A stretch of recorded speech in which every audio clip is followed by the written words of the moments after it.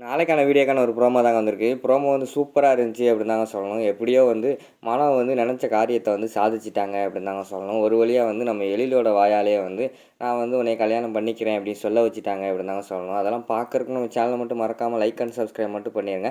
First எடுத்தோனே உள்ள போனாங்கல்ல, police பார்த்தோனையும், நம்ம எழிலையும் மனோவையும் பார்த்தோனே ஷாக் ஆகி வெளியில வந்து கூட்டு வராங்க. ஆல்ரெடி விஷயம் வந்து ப்ரெஸ்ஸுக்கெல்லாம் லீக் ஆயிருச்சு. உடனே ப்ரெஸ் எல்லாம் வெளிய வந்து நின்னுகிட்டு இருக்கிற மாரி காட்டுறாங்க. நம்ம எழிலையும் மனோவையும் போலீஸ்காரன் கூட்டு வந்தோடனையும் வேகமாக ப்ரெஸ்காரங்க வந்துடுறாங்க. "சார் சொல்லுங்கள் சார், நீங்கள் தானே கொஞ்ச நாளைக்கு முன்னாடி பெஸ்ட்டு டாக்டர் அவார்ட்லாம் வாங்குனீங்க. நீங்களே இந்த மாதிரி செயல்லாம் பண்ணலாமா?" அப்படிங்கிற மாதிரி சொல்லிக்கிட்டு இருக்கிற மாதிரி காட்டிக்கிட்டு இருக்காங்க. உடனே அவர் வந்து என்ன சொல்கிறேன்னே தெரியல நம்ம எழிலுக்கு. ஐயோ இப்படி தப்பாக புரிஞ்சுக்கிட்டு இருக்காங்களே அப்படின்னு சொல்லிட்டு, "நீங்கள் தப்பாக புரிஞ்சுக்கிட்டு இருக்கீங்க" அப்படிங்கிற மாதிரி சொல்ல வராங்க. அதுக்கு முன்னாடி நம்ம மனம் வந்து தலையிட்டுறாங்க. "இங்கே பாருங்கள், இதுக்கெல்லாம் பதில் நான் சொல்கிறேன், என்கிட்ட வந்து கேளுங்க" அப்படிங்கிற மாதிரி சொன்னோடனே அதுக்கப்புறம் ப்ரெஸ்ஸில் உள்ள எல்லாருமே வந்து மனோகிட்ட கேள்வி கேட்குற மாதிரி காட்டுறாங்க.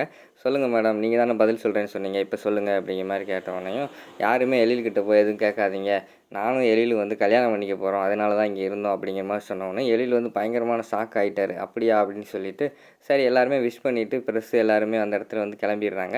அடுத்து வீட்டில் வச்சு பேசிக்கிட்டு இருக்கிற மாதிரி தான் காட்டிக்கிட்டு இருக்காங்க. "நான் வந்து கிளம்புறேன் எழில், நான் இங்கே இருந்தால் சரியாக இருக்காது. ஆல்ரெடி வந்து ப்ரெஸ்ஸில் வந்து எல்லாத்தையுமே சொல்லிட்டேன். நான் வந்து உன்னை கல்யாணம் பண்ணிக்க போகிறேன் அப்படிங்கிற மாதிரி எல்லாம் சொல்லிட்டேன்.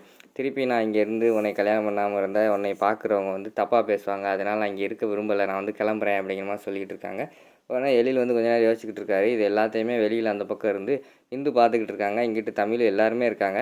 உடனே எழில் கொஞ்ச நேரம் யோசிச்சுட்டு சொல்கிறாரு, "இல்லை, நீ இந்த வீட்டை விட்டு போகக்கூடாது. இங்கேயே இரு. நீ எனக்கு பெஸ்ட் ஃப்ரெண்டு. நான் உன்னோட வாழ்க்கை நல்லா இருக்கணும்னு தான் நினச்சிருக்கேன். ஆனால் இந்த டயத்தில் வந்து நீ என்னை வந்து காப்பாற்றிருக்க. அதனால் வந்து கண்டிப்பாக நான் வந்து உன்னை வந்து கல்யாணம் பண்ண போகிறேன்" அப்படிங்கிற மாதிரி சொல்கிறாங்க. அது கேட்டவொடனே எல்லாருக்குமே ஷாக் ஆகிடுது. இந்து வந்து என்ன இப்படி கல்யாணம் பண்ண போகிறேன்னு சொல்லிக்கிட்டு இருக்காரு. இவன் நல்லவளே கிடையாதே அப்படிங்கிற மாதிரி அங்கிட்டு நின்று யோசிச்சுக்கிட்டு இருக்கிற மாதிரி காட்டுறாங்க. மேலே குழந்தைகள்லாம் வாயை பொளந்துக்கிட்டு இருக்காங்க. "என்ன அப்பா இவங்கள கல்யாணம் பண்ண போகிறாங்களா? ஐயையோ போச்சு" அப்படிங்கிற மாதிரி சொல்லிட்டு அவங்க அங்கே யோசிச்சுக்கிட்டு இருக்கிற மாதிரி காட்டிக்கிட்டு இருக்காங்க. இங்கே எல்லாருமே குடும்பத்தில் எல்லாருமே பயங்கரமான ஷாக்கு. இதில் வந்து சந்தோஷப்படுறது யாருன்னு பார்த்தா மனோவும் மனோவோட அப்பா இருக்காங்களா, அவங்க 2 பேரும் தான் சந்தோஷமாக இருக்கிற மாதிரி காட்டிக்கிட்டு இருக்காங்க. அதோட பார்த்தீங்கன்னா இந்த ப்ரோமோ வந்து முடிச்சிடுறாங்க.